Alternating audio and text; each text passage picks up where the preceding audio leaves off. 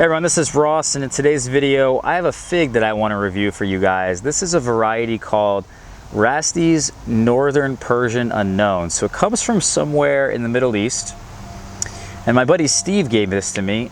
So shout out to Steve. He's in Maryland, and he's also growing this fig actually in the ground there, and I think he may have one in pots. I'm not entirely sure, but this is a very, very early variety, and without a doubt, I have a feeling, I have a really strong hunch, I haven't spent enough time with this variety. This is its third summer. The first summer it didn't really do a whole lot because we grafted it onto this Celeste rootstock. And the Celeste rootstock, by the way, has not been really all that great. And it's been kind of slow to get going. It has this really bad FMV on certain branches, just simply because the rootstock and the tree is just not getting enough nutrients, it seems like. So this is not obviously ideal. However, the tree is now finally getting its true leaves and finally getting its act together here now in its third summer. So I haven't spent a whole lot of time with it, but I can really make a good argument that this is one of the most reliable figs that exists.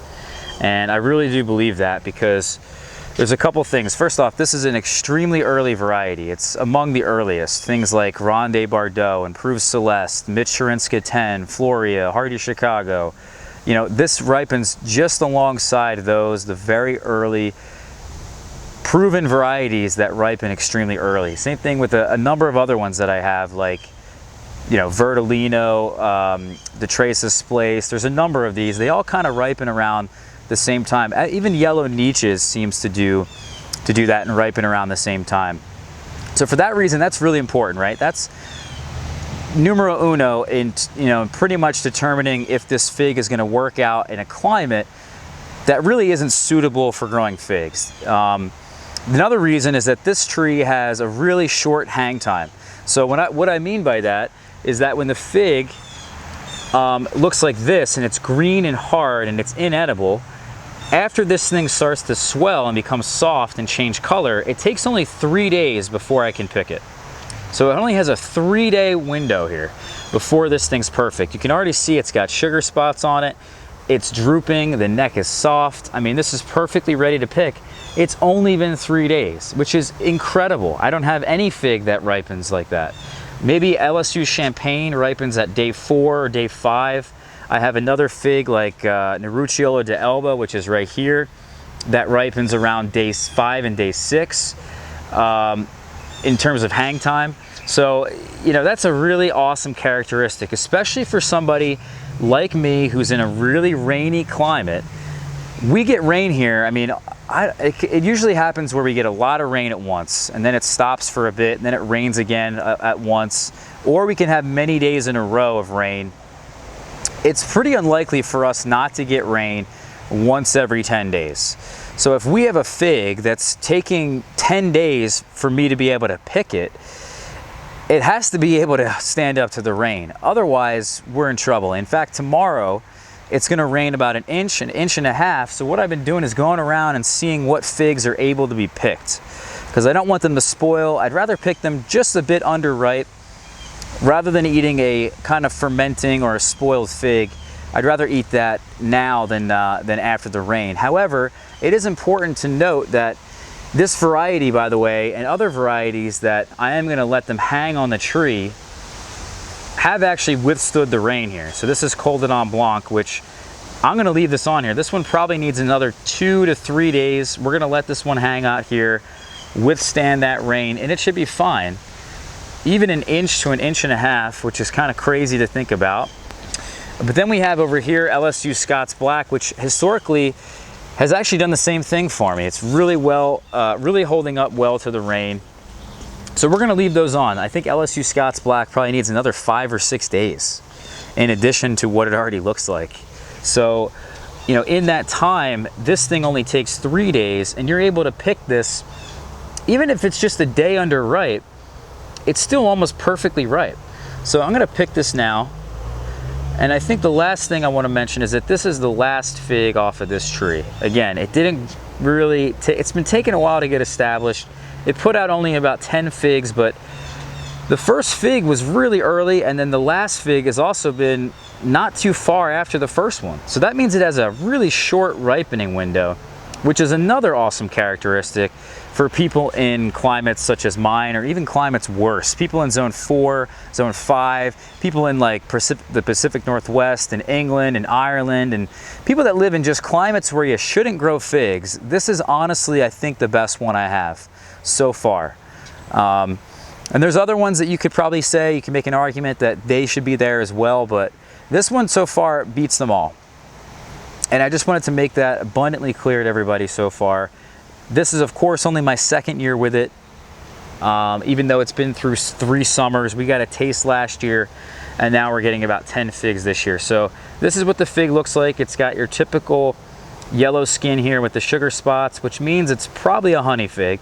So let's take a bite of this right now. And there's the interior, nice and amber, very sweet, quite rich.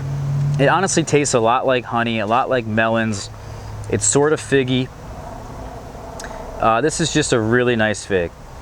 Nothing, you know, nothing that's gonna blow anybody away here, but without a doubt, this is a really good honey fig. And this competes with other honey figs I've had, like Cadota, you know, Mary Lane Seedless, LSU Champagne. This is your standard honey fig flavor that you get from a lot of the honey figs. Yet it's in a different form here that really is quite reliable. It does hold up to the rain, guys, even though I'm picking it before the rain. It didn't split in the rain that we had last week. So without a doubt, I think so far this is gonna be something that everybody's gonna want, that lives in just the worst place imaginable for growing figs. So keep this one on your wish list. It's quite rare, I have to say. So, you know, you're gonna have to wait a bit. But I think in time, a lot of people will have this fig. Also, I am gonna air layer this. We're gonna stick an air layer on here somewhere, all in an effort to get this tree in the ground. And I've been doing this to a number of trees so far, in that we're putting on air layers right about now, and I'm gonna plant it, you know, it's probably somewhere over there, or maybe on the other side of the house.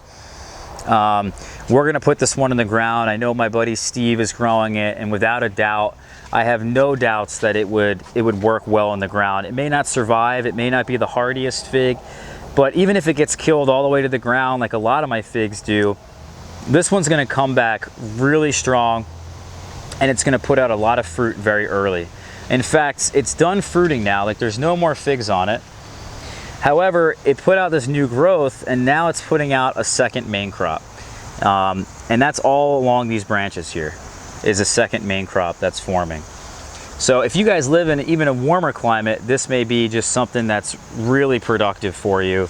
It kind of reminds me of the Traces Place. If you have a long enough season, like in Spain, Montserrat Pons on the Traces Place gets the Breva first, then he gets the first main crop, and then he gets the third main crop, or the second main crop, so that he gets 3 different distinct crops of figs off of one variety. Although he lives in a really warm place and he has a long season, and also De Traces Place is probably not meant for his climate. It's more of a cool season, humid climate fig. And I imagine Rasty's is probably the same way, but it's worth a shot in a warmer climate as well. I'd be interested to see what somebody comes up with. In fact, my 3 days of ripening may only take maybe 2 for you. And the birds don't bother it either, right? If you think about it, there's probably less pest pressure, there's less bird pressure, there's less everything. Just potential of spoilage, potential of you not eating the fig off of this tree is pretty low, because it has that short hang time. And that's why I really like to count the number of days when I pick these figs after they start to swell, after they get larger, they turn color. I count the number of days so I know just how reliable. That's a nice little data point there for reliability. And you know, this fig also over here, LSU Scots Black, this one's black, this one's purple. So, you know, if there was birds that really ate my figs, which they're not here, you know, they would obviously go after the purple ones first. They wouldn't even notice, for the most part, the green or yellow figs. So I think the fig kind of has it all, to be honest with you guys. But yeah, that was Rasty's Northern Persian Unknown. Again, I think we didn't really rate it for flavor, but I think it's a 3 out of 5. I think it's probably somewhere close to a 2 or a 3 out of 5. Again, not your most crazy flavorful fig, but it has other characteristics that I think a lot of people out there are really going to want. All right, everyone, thank you so much for watching this one. We'll see you soon, and take care.